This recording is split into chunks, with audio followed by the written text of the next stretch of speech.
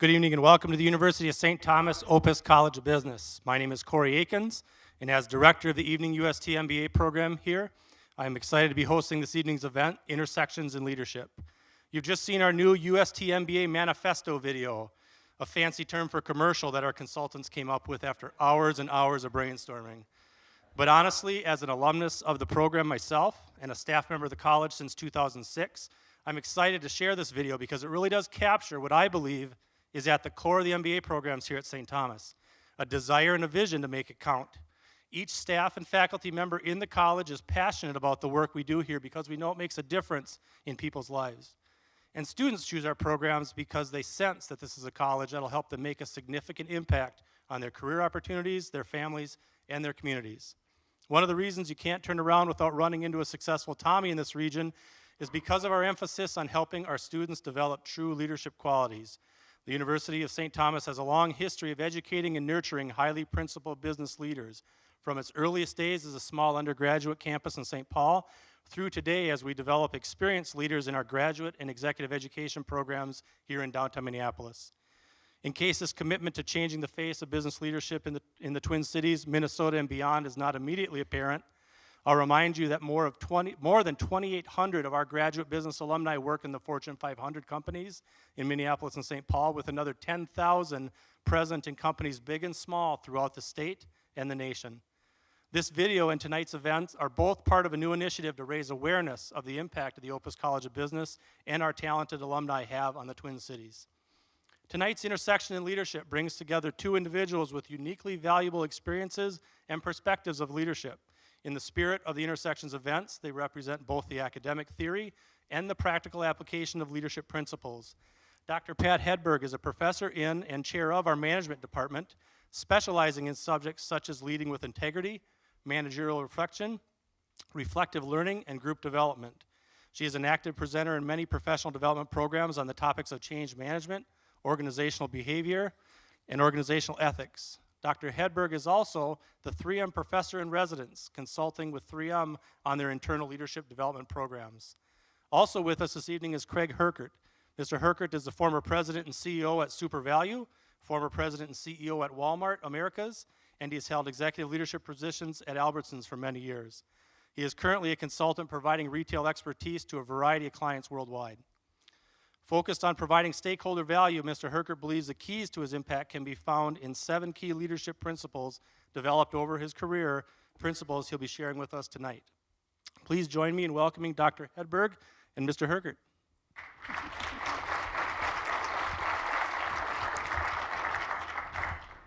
Before I invite our guests to begin their dialogue, I want to take care of some quick housekeeping.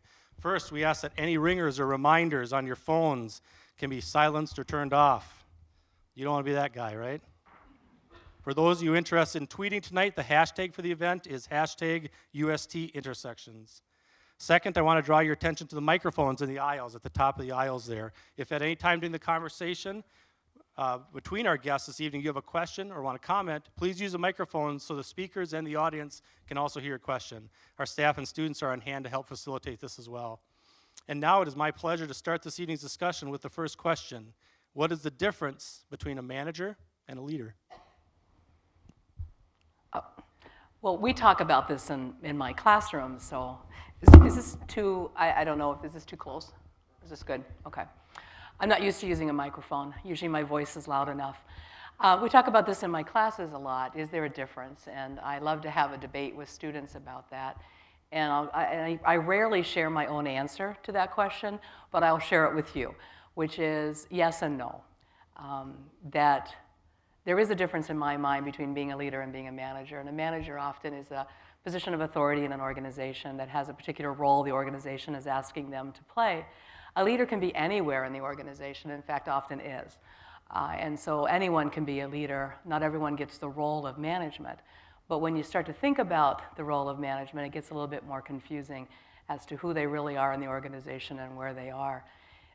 The answer, so yes, there is a difference, but the no part is, I think it's really hard to be an effective manager if you don't have some good leadership skills. And so in many ways, it's a moot question that you really have to be skilled at both leading, inspiring people, connecting with people, motivating them to change. And you also have to be a manager who knows how to put in the right structures and the right processes to actually get things done.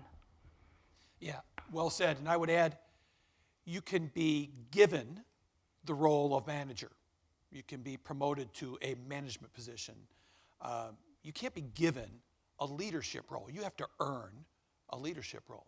It's something that you do to get people to follow you and to sort of work as a team. So I think there are two different things in that regard. And I think there is an important aspect to management. It's what you said.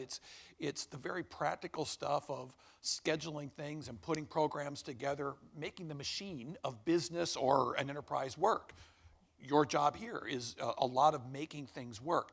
And then there's leadership, which is getting people to believe in you and to follow you. And that's trickier, but really important. I got one more question here to keep things rolling. You guys, again, pop in if you want to hear from the experts up front. Well, this is probably a common theme for folks in this room. We were talking about it before the event started as well. What advice would you have for someone who was working under another person who lacks perhaps the skills and qualities of a true leader? Yeah, so I knew this question was coming, and actually I mentioned to Pat earlier that I've got real practical experience with this, and probably many of you who've been in the work world have all had this experience. And so first of all, I would say you never want to undermine somebody that you're working for, because remember, you're still working for that individual. So I've seen it go sideways a lot for people when they think they can go around that person because they're smarter or better or whatever. I think the best answer is always to be straight and to be, open about what your challenges are. And in the end, also, I would say, do your job as best that you can do your job. Don't get caught up in the fact that the person who you might be reporting to at the moment might not be qualified for that. Do your job the best you can.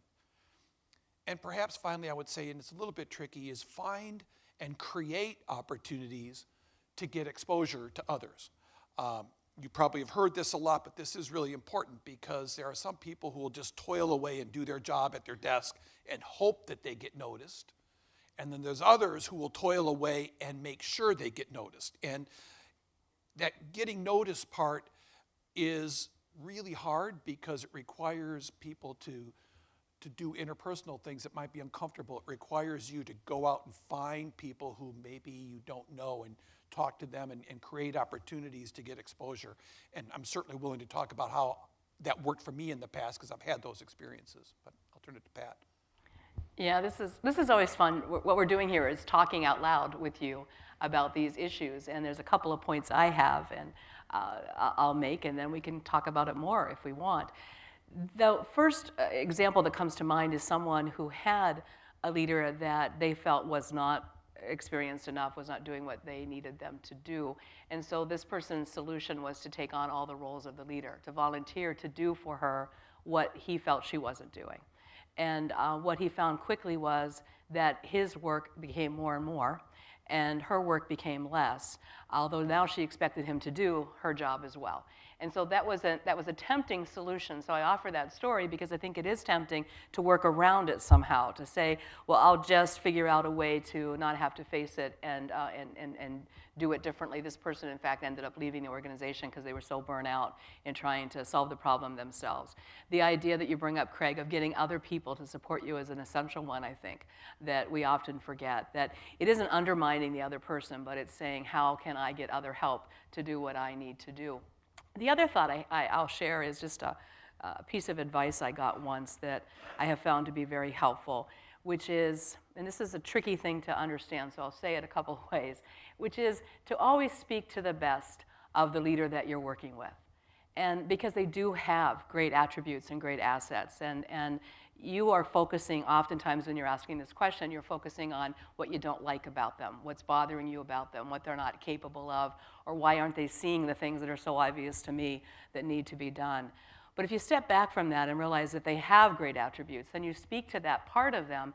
In a way, you're a different person when you act with them. That's the I don't know, the Zen part of this that I find fascinating, that when you speak to someone in a way that comes from a sincere belief in them, they sense that and they respond differently to you. So it's not a magic bullet, I'm not suggesting that, but I think sometimes we get so frustrated with somebody else and we get angry with them that when we bring that anger to our conversations, they know it. It's in the room, they sense it. And so in a way, you have to figure out how to step back from that, see what they can do for you, realize you're responsible for your own development and your own ability to get your work done, and figure out who can support you in that. Not an easy thing to do, by the way, and these are not attempting to be easy solutions either. It's a complicated, frustrating situation. Anything else, Craig, to add there? Well, if you want, I'll give you a very specific example. I worked for, and I like what you said, Pat, about seek the best out in these people. I worked for a gentleman when I was at Walmart who's arguably not a great leader, but also very, very smart. Very smart strategically, very thoughtful, very good financially, but just not really good people skills. And I'll give you the very personal example of the not great people skills. I had gone to Walmart. I was recruited to come into Walmart as the chief operating officer for international. It's a big job, much bigger than what I had been doing at Albertsons. Albertsons was a U.S. food company, and so I go to Walmart, and it's first of all, my entire job was overseas, which I had never done before. It was discount stores, so, you know, apparel and sporting goods, things I had no familiarity with. It was a discount business. Walmart has a very unique culture. All this is new to me, right? And all these different countries from Japan, China, Brazil, the UK, Germany, all different issues. And after 6 weeks, I had my 6-week review. And I sit down with my boss and the HR guy. And my boss, his first thing he says, well, Craig, I think I made a mistake in hiring you. Those were his exact words after 6 weeks. And it didn't get better from there. It was an hour of just really, really humbling sort of feedback. And my wife is in the room, and she remembers when this happened. I think we might have had a few glasses of wine that evening, wondering if I had made the mistake of a lifetime moving the family to Bentonville, Arkansas. The fact is, he was right in what he was trying to challenge me with. I was trying to do too much. I wasn't focused because I just wasn't used to the scale of this business. I wasn't dealing with priorities in the right way. And it was only after I was able to calm down and think about what he was trying to tell me that I realized he was right. And it was probably one of the best conversations a boss has had with me. Now, I've had similar conversations with people who've worked for me, and I've never started with, I think I made a mistake, because I think there's nicer ways to handle it. So that's sort of my real personal example of look for the best and realize what he was trying to say, even though he didn't finesse it very nicely. And by the way, we ended up having a great work relationship. He promoted me a few years later. I was the first executive to run a division in international, and so everything worked out beautifully, but those first 6 weeks were tough. And one of the things that you did that was amazingly difficult for most people to do is you actually listened to the feedback. And you went past the emotional response of, I won't even pretend that I know all the emotions that you had when you had that conversation, right? An hour of that at an executive level is a pretty tough situation. And you're willing to step back and say, so what is he really saying to me? Right. And what can I get from this that will help me be better in what I do? And I think that's an attribute that leaders often forget to do, is to really listen to that feedback. And the other thing is that when it's a tough situation like that, it's a huge learning opportunity. Just keep telling yourself, wow, I have a lot to learn here. This will be really fun. But part of the learning is, well, it is all fun if you look at it the right way. I agree with you. And part of the learning is, even as I was sitting there, I can remember thinking, part of me is thinking, oh my God, I made a mistake, I got to get out. The other part of me is thinking, I never want to do this to another human being. Right. And so we talked about this earlier. If you find yourself, and many of you already are, in a leadership role, you're going to have tough conversations with people. They might be a tough performance evaluation. It might be, you know what, you're not doing what you're supposed to be doing. It might be even worse. It might be, you don't have a fit with this company and I need to let you go. those are never easy conversations, but I would argue part of the values of University of St. Thomas and my education from University of St. Francis and Joliet, a very similar thing, is how you treat people with respect, even when you have to have a hard conversation. So even in these very uncomfortable things, part of the learning is, okay, don't do that. Don't be that person. Even if you have to give direct feedback, don't do it that way, because at the end, we are all human beings, and I think we can be treated with dignity. Even tough things can be handled with dignity.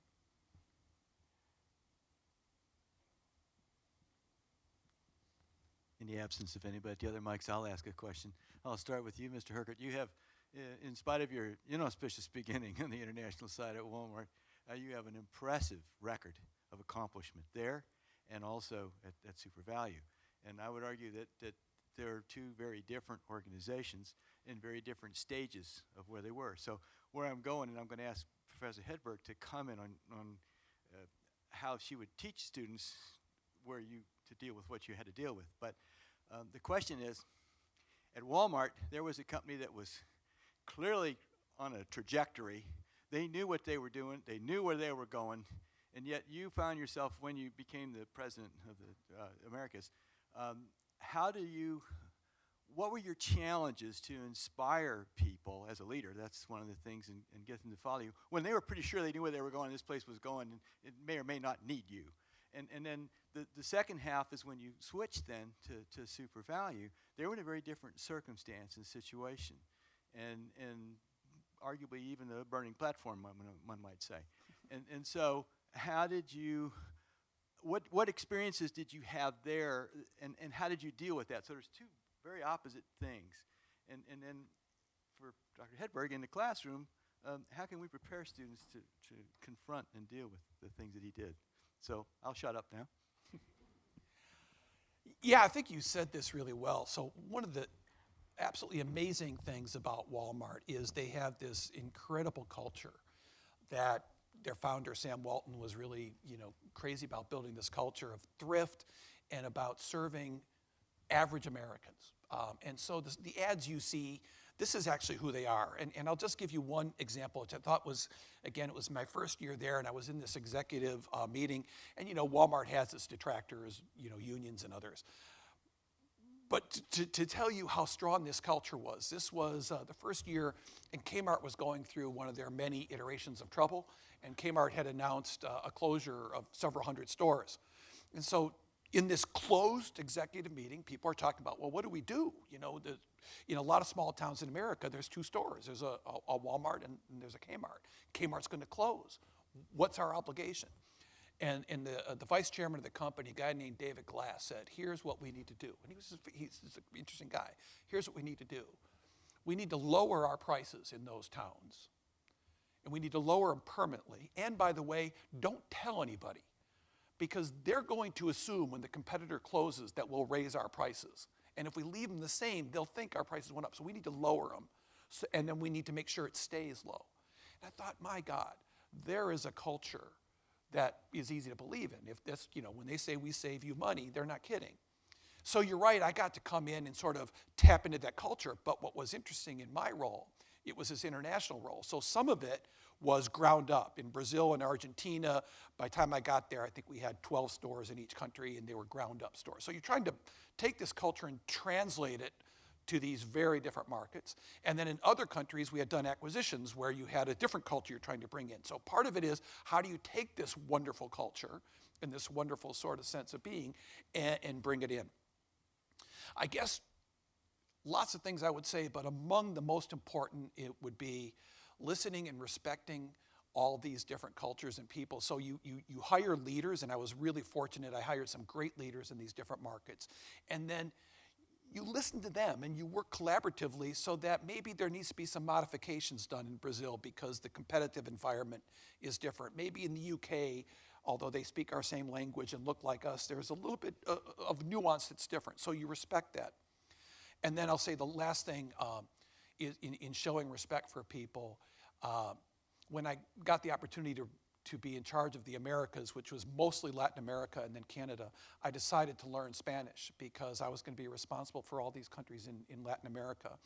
And probably one of the most rewarding things that's ever happened to me in a work environment was the first time I did a presentation in front of a room of managers, and it was a room probably a little bit bigger than this, and it was in Puerto Rico, and they knew me, and they knew I spoke only English, so they would always put their headphones on to get the simultaneous translation. And the first time I was able to speak to them in their language and they didn't have to put headphones on, I got a standing ovation.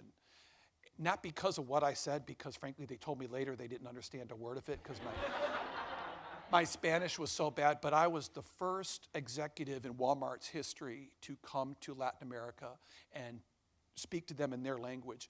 And they could tell it was hard for me because I can remember I stood there and I didn't have a podium, and I had this cards I was reading from because I was phonetically saying, and you know, sweat was just pouring down. But and I was able to get better and ultimately do a lot of presentations in Spanish. But it gets back to this idea of respecting different cultures and different people, and at the same time saying, okay, I'm going to respect your differences, but here's who we are, and we have to bring this in. Long-winded answer. No, it's a big question, and there's a lot of ways I'm thinking we could go with this one. The first aspect about the Walmart culture and how you adapt and lead within different organizational cultures is really an interesting question, I think, because cultures are hard to change. And so one of the things that we often give advice to students to think about is joining an organization that the culture already exists in a way that supports you, that it's a culture that you believe in, that the value system is going to be one that supports your own values and makes decisions in a way, like you heard at Walmart, makes decisions in a way that reinforces what you would like that organization to do. So that's the first step, is join the right organization, and then it's a little bit easier. But I do think that the listening and respect are big, no matter what. And so I'm going to broaden this to what you went to as the international idea of culture. So we have organizational cultures, but then we have different cultures within the organization and obviously in the world. And that becomes even trickier too. Organizations struggle all the time with translating their strong culture that they might have in the US, for example, to other parts of the world, right? And so you could speak to, I know, a lot of experiences in that, where just small things that you take for granted about cost, for instance, and the value of having low cost may not translate very well to other cultures that have a very different way of thinking about that and want to operate a different way. And the whole way you treat employees, et cetera, becomes very different. Retail stores in particular always struggle when they try to open stores internationally, and we hear lots of stories in the news about that, because it's even it's even hard, as Target has discovered locally, even to move to Canada, which again is English speaking and therefore should not be a problem, but ends up having its own problems. And so then that's where the idea of cultural intelligence starts to come in. One of the fascinating things I think is the research that's been developing in that arena. And so for leaders, we often knew in the past, we'd say that it's good to have some kind of intelligence as a leader. You needed to be smart. That was not a bad thing to have. But that wasn't enough. Then we said you have to also be emotionally intelligent. And so many of you are probably familiar with that idea of emotional intelligence, where that is the listening and respect and that self-awareness, but also understanding how you interact with other people becomes important.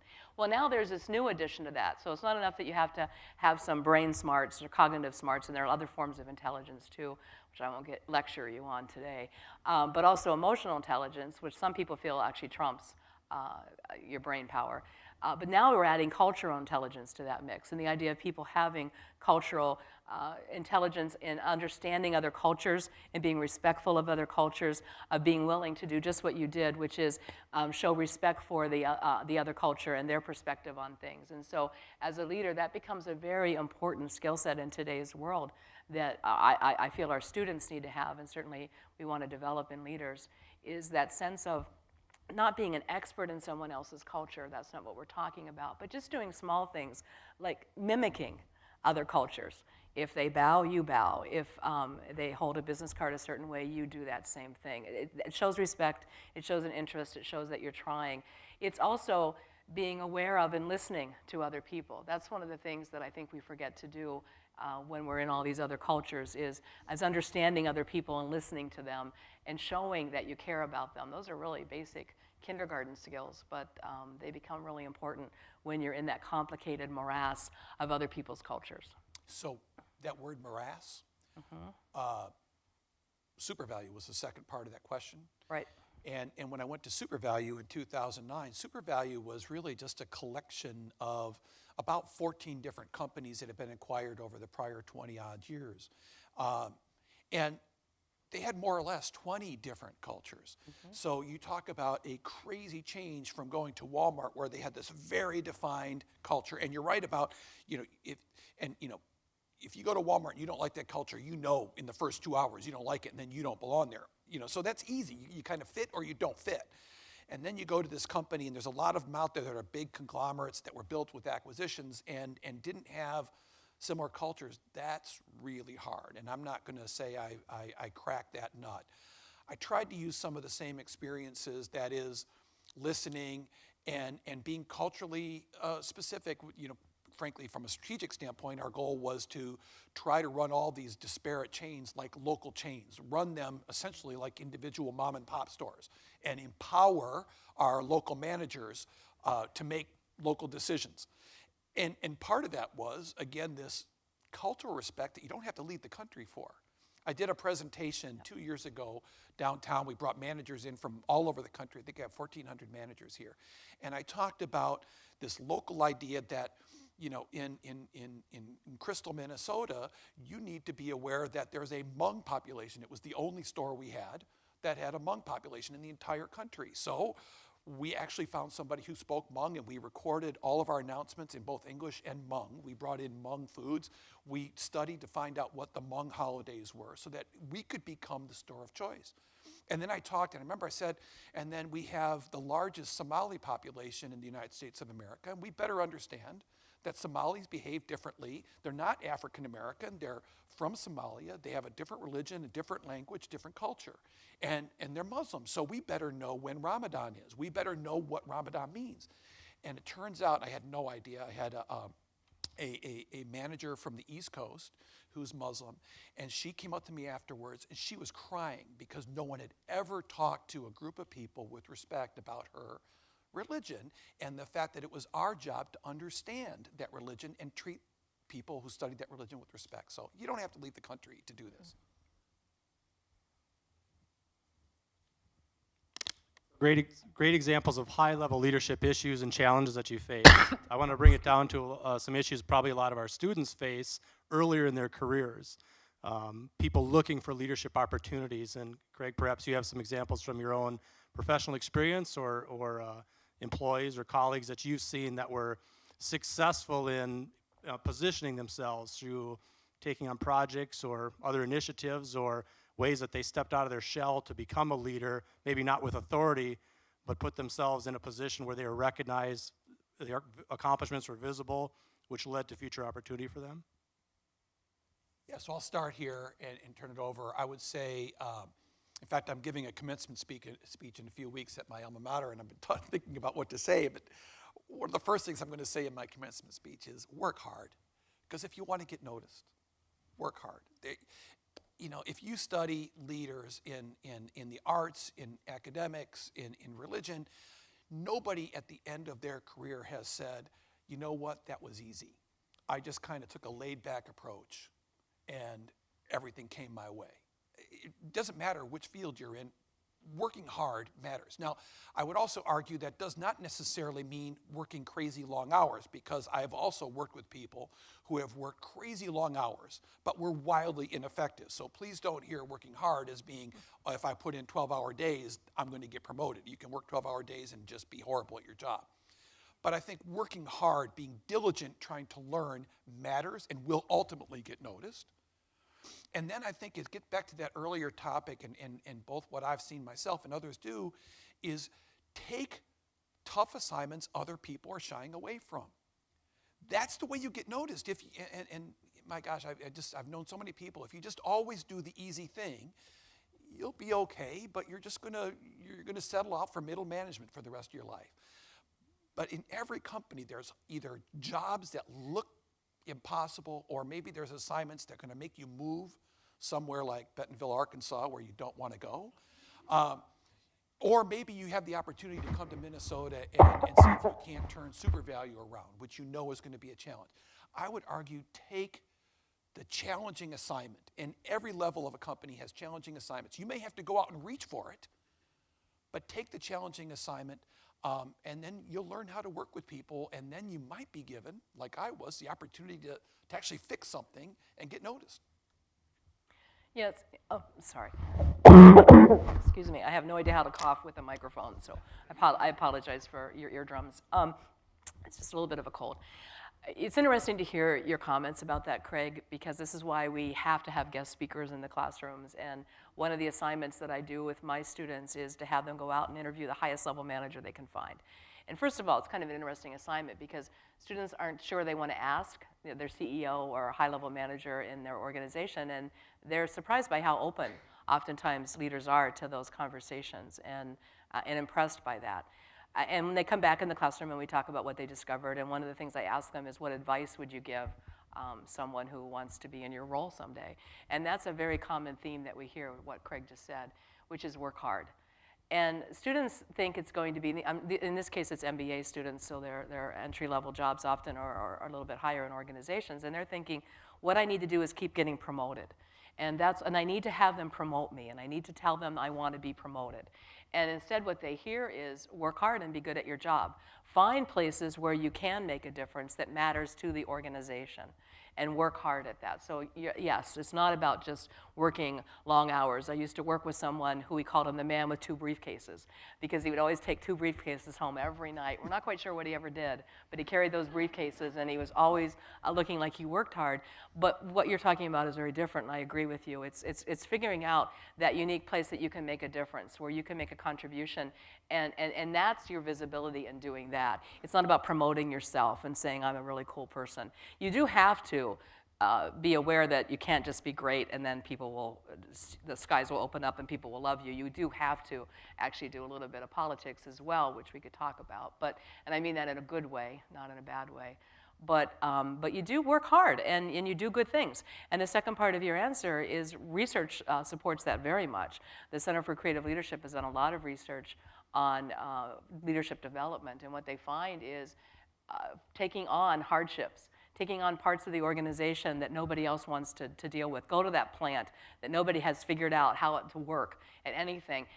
Take those risks early in your career, and often take lateral moves that get you out of your comfort zone, right? Don't just think about going up the organization, but move around the organization. That's a key aspect of leadership now, is being able to understand a lot of different pieces of the organization.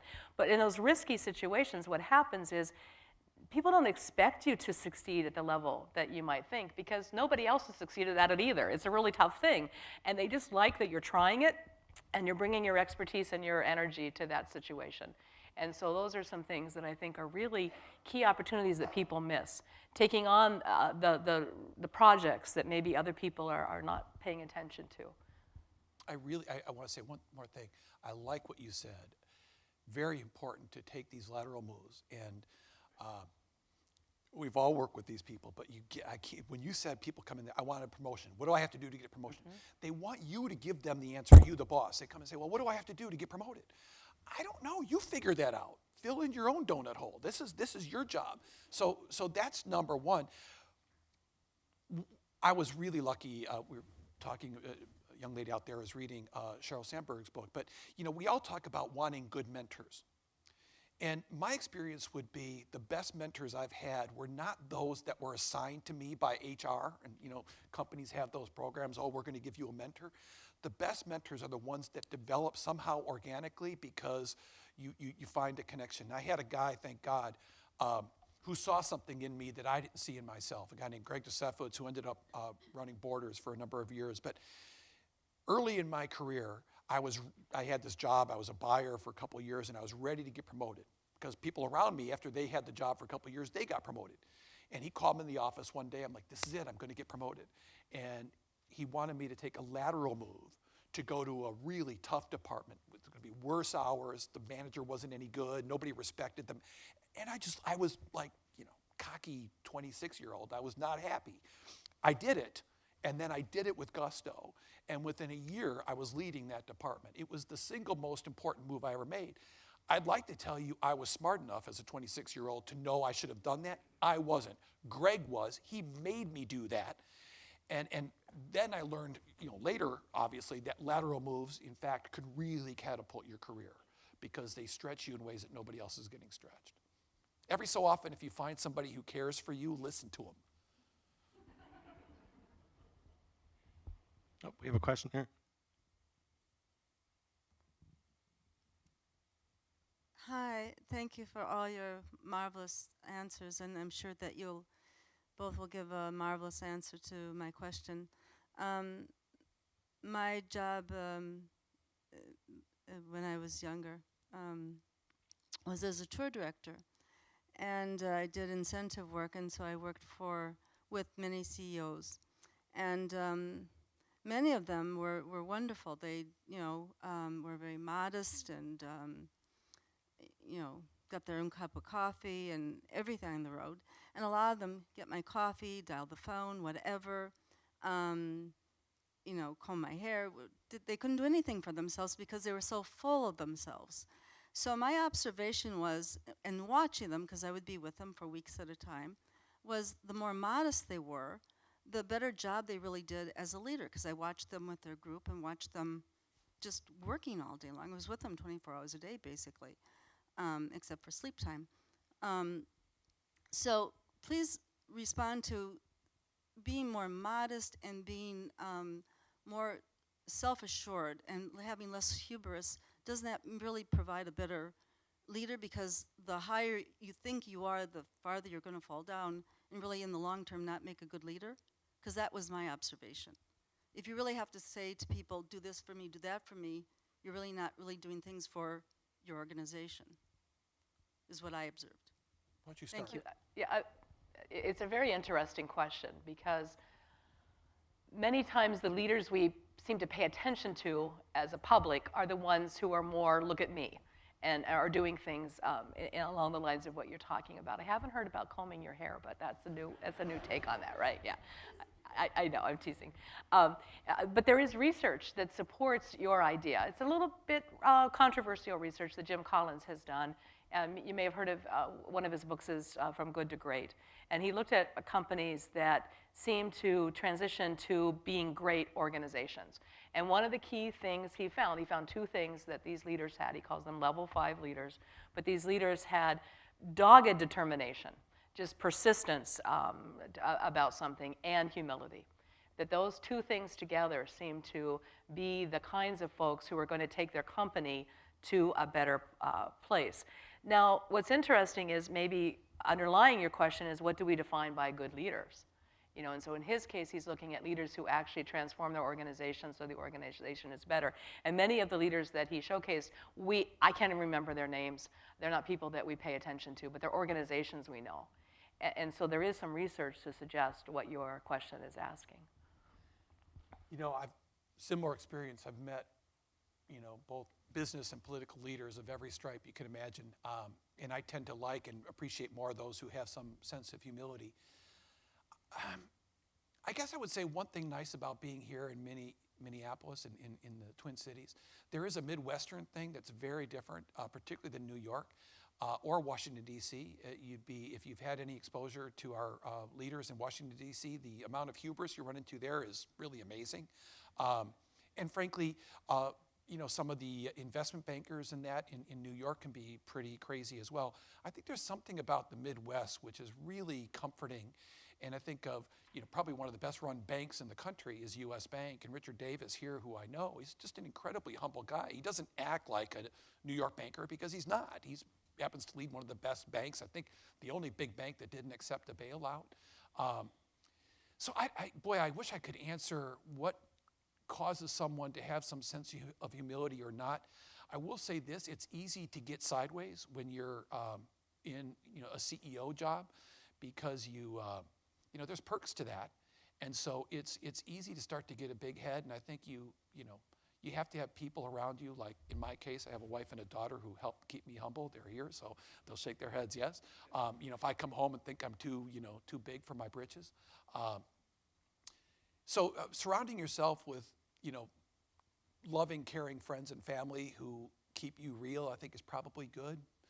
Just having the luck of being born and raised in the Midwest is probably good. Yeah, that's something that Craig and I had talked about earlier in a private conversation, that in many ways people forget that leaders need a support system, and leaders need people to help keep you real. And if you have people who are friends, Craig has talked about this, and I'd love to hear you share your story on this, about keeping those friendships, so because they become important, especially as you rise up as a leader, where you're tempted to believe everything everybody says about you, that you're just as cool as everybody thinks you are. And having those people around you that remember you when, or remind you of, is a really good tool to bring with you in this scenario, because I do think, not having experienced this myself, but I do think that it's very tempting to become removed from. And we see this in certain leaders, especially as they move up the organization. They are removed from customer experience. They're removed from what a typical employee in their organization might experience. They have the private jet, doesn't everybody? They have the personal chef, doesn't everybody? And suddenly they forget, I think, that not everybody has their private nanny office right beside them, that it becomes very easy to then not understand some of the other complications. And maybe that's the correlation there, that the more removed you are from the reality of everybody else's life, maybe the less successful you are truly in engaging with other people and being the kind of leader that shapes the organization in a good way. So absolutely right. And I'm going to answer your question, but I'm reminded of something. So when you get in a leadership role, you're not nearly as good as people will tell you, particularly people who work for you and everybody wants to get promoted, so they're telling you how good you are. Likewise, if you're like me and you get fired, you're not as bad as people say you are either. And so, you know, this sort of internet era we live in, everybody can say anything. And so you have to, you know, there's both sides of this thing. And I've told people, if you aspire to be in a leadership position, boy, you got to have thick skin. Because, you know, probably the biggest one, you look at President Obama, and whether it was President Obama or President Bush, I'm not talking politics here. If you're going to aspire to the biggest job in the world, you're going to have a lot of people say horrible things about you. And how do you wake up every day and not want to kill yourself? Well, because you have to have thick skin. And I think this is true for leaders of all kinds of businesses and institutions. So have thick skin. And then your point earlier about forcing yourself to have relationships that are not bound by work. And it's not to say what you and I talked about. You can have really good work relationships and people who are friends, and maybe you golf with them or do whatever, you have dinner with them. But you can never have a normal, real relationship with someone whose job is dependent upon you. It can't happen. And so you always have to be aware of that. It's just different. So having friends who are friends of yours or your family's friends because of who you are and not because of what you do is really important. And it is work to maintain those friendships. We've got a question up here. I really appreciate and thank you for your discussions about the culture of businesses within our international culture of businesses. And my question relates, because I've had the opportunity to work for a couple of multinational corporations. And Craig, you've given some examples of how a manager leader has to be sensitive, be empathetic to the markets they want to address or the people that are working for them. But if we flip that side of the coin, as we're starting to see more and more international businesses coming here, and they want to assimilate to our markets, and yet they want us to adopt their cultures. Can you give some guidance as to how a senior technical person who's getting into management, or how a first-level manager wants to advance, any guidance on how to navigate international cultures at their executive level? How to understand that? How do they really want us to be empathetic to them, or do they want us to be warriors? Can you provide any guidance on that? Yeah, so I'm not I want to be careful that this is maybe a little bit more my opinion, not researched expertise. But I will tell you, I've worked in countries all over the world, and cultures are very different. So there can't be a singular answer to this. So, you know, I'll give you, you know, Brits are very interesting, at least my experience with British people are very interesting. They're very, very arrogant. And, you know, some of it's earned, and, you know, particularly in the business I was in, they had a good business, but just in general, sort of arrogant. And you know, so how you interact with them, maybe it's a little bit more of deferential, like they want you to they want you to say yes, that's a good idea. Latin America is very different to me. It's a much more warm, embracing culture. You know, I love Latin America. You know, the Mexican culture is incredibly warm. If you show them the respect and they'll embrace you, so that's a very different feel. And then, you know, you can't even talk about Asia as one big thing because, you know, the Chinese culture is wildly different, certainly than, you know, Japan, and then if you go to the Indian subcontinent, you know, which is very different. So it's a nuanced thing here to say, I guess I would study with the usual stuff you get, you know, the little pamphlet, you know, when traveling to Bangalore, here's the things to pay attention to. And then it's about taking the time to go to dinner, to go to lunch, and show enough respect for those people that you're asking about their lives, not just about their business. And then I think maybe things can work a little bit easier. But it's a nuanced answer that I think is different depending on where you go. I don't know if anybody has a different opinion, but. I love that you make it complicated, because that's always my job in the classroom, to make everything complicated, right? Because it is complicated. And I think your question is insightful as to how much everything has changed for folks who are born in the U.S. culture, who are raised in the U.S. culture, and a little bit, I don't know what the right word is, arrogant maybe isn't the right word, but sort of used to our culture being the one that the corporate headquarters would have. And when you're suddenly in a world where literally international organizations own or are part of a subsidiary of the organization you want to join, all of a sudden you're exposed to a very different way of acting. And so like we talk about US companies facing different cultures around the world, the same thing happens vice versa, right? And so what makes it complicated, I think, is two things. One is that every organization has a different culture. So the organization that you're talking about, regardless of where it's headquartered, has its own culture. And so that's something you have to be aware of and understand. And then the research I've seen says that the place in the world that headquarters is placed trumps everything. That culture of Latin America, of UK, et cetera, really shapes the way decisions are made and what they think is important. It shapes very small things. I'll do cases in my classroom where we try to figure out some things like what holidays do we have? Or what time do we talk to each other because of the different time zones?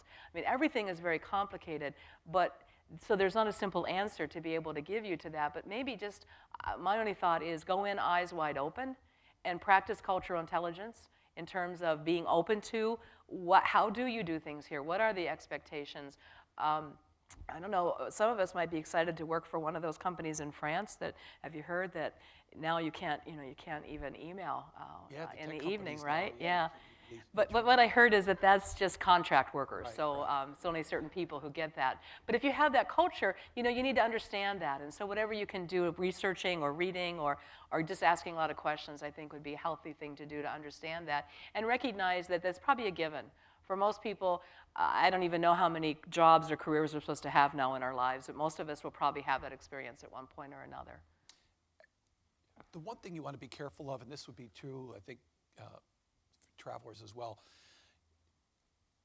if you interact, whether it's here or over there, with someone from another country, and you do anything to indicate that we're cooler and better because we're America, that's just a non-starter. It's so bad. I mean, people from all over the world love their countries and they have great respect for their cultures, and they sense it in a hurry if somehow you indicate that things are better here. And so that's number one. And then number two, it's just a funny story maybe, like how different cultures can actually conflict. Like most companies in America, Walmart had very strict fraternization rules. Obviously didn't want to get sued for anything. And so one of the things you sign, you actually had to take a test every year that you would not touch a person of the other sex. I mean, there's no possible reason, excuse ever to touch a person of the other sex because you never know if that's going to be unwanted behavior. So the way they solve that unwanted behavior is just don't do it. Makes sense legally, right?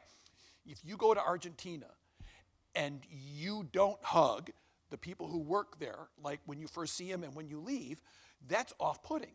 So every time I would go to Latin America, I would be violating the policies that I signed for here because that was culturally, that's just how, and so you just got to figure that stuff out kind of as you go, that things that are going to be inappropriate here, Guys in Mexico do a bear hug every time you get together. That's just what you do. I've never given a bear hug to a guy at work here. One more question here. Hi.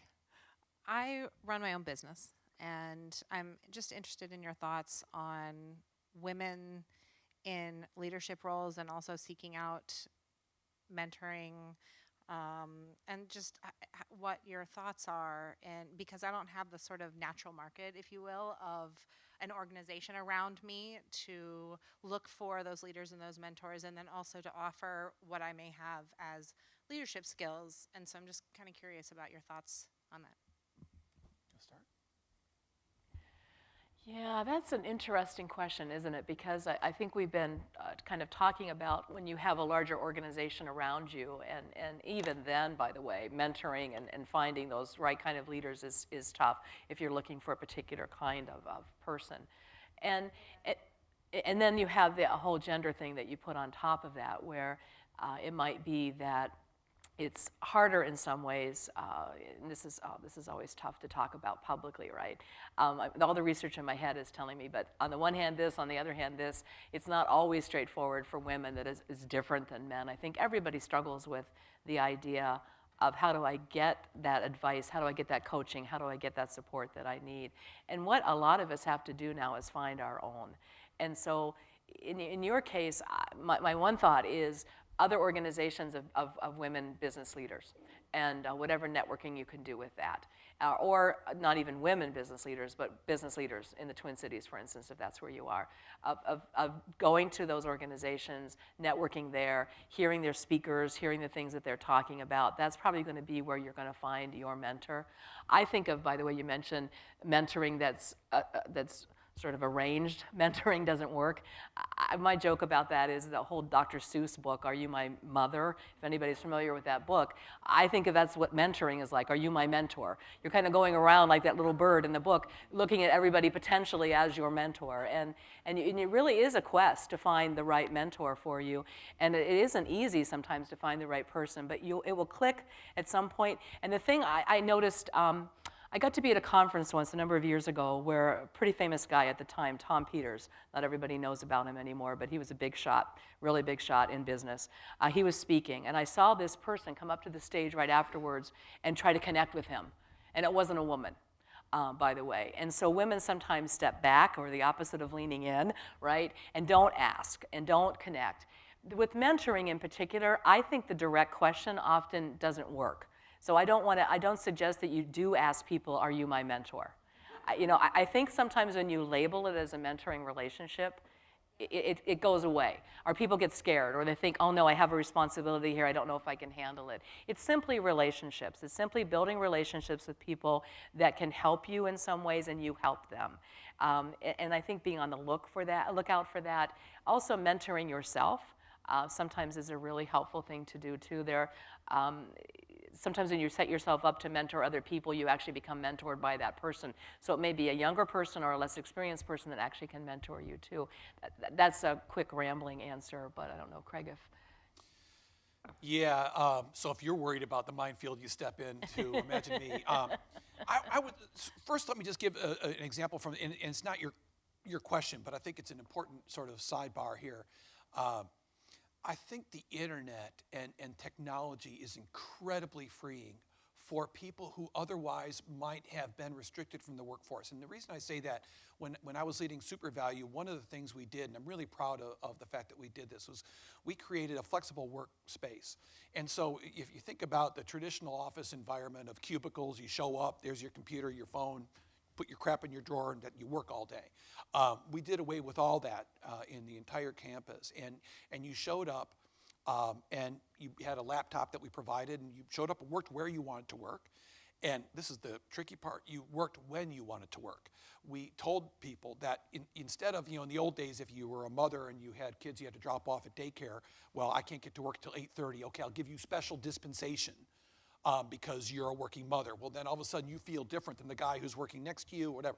We said, no, everybody work when you want to work. If you need to work from home for a while, work from Starbucks, Caribou, whatever, what we're going to judge you on is what you do, not how long you do it. Back to this earlier point about working hard, not necessarily long. I think, if you look at tech companies other than Yahoo, that this is something that's kind of being embraced. And I think technology, if you have a Wi-Fi connection, you can work anywhere, which is really beautiful and sort of freeing up for people who are going through different phases of their life. That's one. Number two is I'm really happy with the fact that in all the roles I've had a really nice mix of people, men and women and people from different cultures. I actually think diversity makes a team better. And I got away from thinking about diversity as being something you need to do because HR says check the box because the EEOC is going to check you.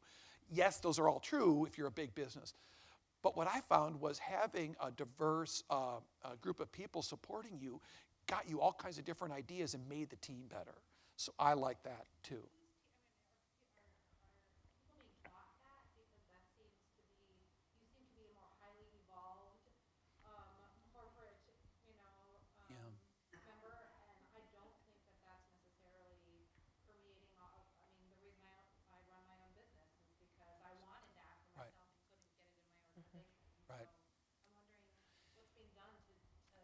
I think it's happening. It's happening from what my sense in the research we did at SUPERVALU. We stole a lot of our ideas from Silicon Valley companies. We are looking at companies that needed to get people in their 20s and 30s who are smarter than hell and weren't going to put up with corporate shenanigans to work for them. And it wasn't about money. It was about quality of life and what they were expecting. And we were in a turnaround situation. I needed to change the environment. We talked about the cultural challenge. I needed to do something bold. And so, frankly, I just stole the ideas, and mostly from the West Coast. It wasn't really coming out of New York and not coming out of traditional sort of consumer product good companies. What I would say, too, is I've had the experience of hiring for diversity and putting that in front of hiring for talent, and that never works. So I don't know if you've had that experience, but in my own goal to make sure I had a diverse workforce, if you put diversity in front of talent, that's never going to win. It's got to be part of the mix, but you can't. Talent's always got to be the driver. And the good news, again, I think with technology, is you can get talent from all over. I mean, it's just awesome. I mean, you can have talented people working for you in India, and it's not like it was 5 years ago. It's just like they're next door. It's cool. So hopefully over time you'll see that disappear, but man, prejudices they're tough. We're nearing the end of our time here, and I wanted to throw one more idea at both of you that kind of ties together a few aspects. We talked about some development opportunities, and we talked about EQ and some important aspects of quality leaders and successful leaders. And my question is, there's some natural leaders who just, it comes naturally, the EQ, the personality, the willingness to take the podium, as our video talked about. And then there's those that need to develop those skills. In your own experience, in your own career, and those around you, Craig, maybe you can talk about examples of that. And then Dr. Hedberg, perhaps, where you've done some consulting, where you've seen some real success stories and some people come out of their shells and take some successful leadership roles. So I'll start. You asked me first. I think my experience. Yeah. Well, I think you see very few, at least I've seen very few people who I would say were born to it. There are those people. There are people who are just incredibly natural and charismatic. Bill Clinton, everybody who's ever met him says the guy just, is charismatic. I think most of it is hard work, to be honest with you. I think it's learning early in high school. My daughter who's here goes to Blake, and they cause the students at Blake to stand up in front of the entire school and give a presentation at a very young age. That's hard to do. It's always hard to do. It takes practice. It's like any skill. Learning how to speak in public and not be terrified is a skill. Learning how to go up to somebody you don't know and say, "Hi, my name is Craig. I want to get to know you." I did this earlier today. I had a phone call with a private equity guy in New York who was just a connection from somebody. And, it's never comfortable to pick up the phone and talk to a guy, "Hey, David said I should get to know you." And you hope that you have something you can talk about. And it turned out we did. We had a great 45-minute conversation, but you never know. And I got to tell you, I don't know that it ever gets easy, but it gets doable because you learn how to do it. So I would say it's mostly a learned skill. But Yeah, and you learn how to do it in a way that fits for you. Yeah. I think that's the other part of it, that good leaders, in my mind, and we have been talking about leaders oftentimes at the top of the organization, but I'm talking about leaders anywhere, are people who are truly authentic and exhibit that authenticity when they talk.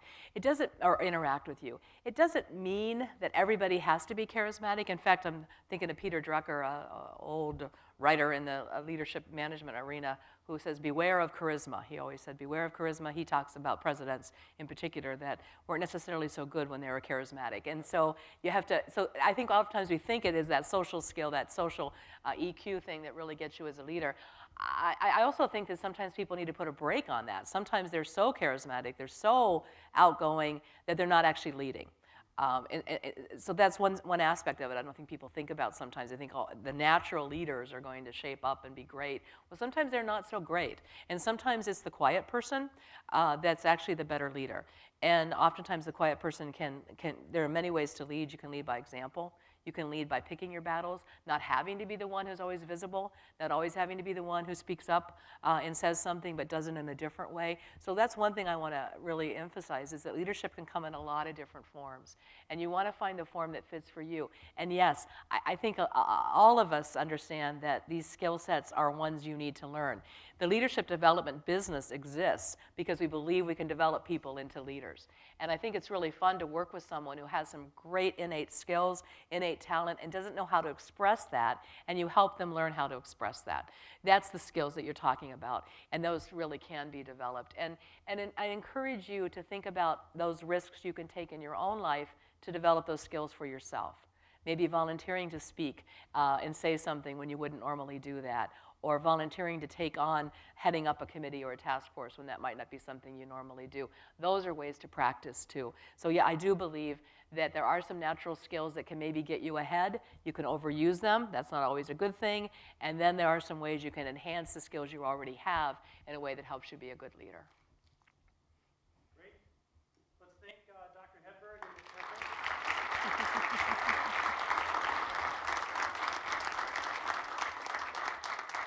Confident the leaders they are, they might hang out for a question or two if you wanted to come up and chat with them afterwards. Otherwise, thank you very much for coming tonight. We sure appreciate your time and attention. Our next Intersections event is on May 7th, Intersections in Consumer Behavior. Keep an eye on the same website and register for that one, and hope to see you again. Have a great night. Thanks, Corey.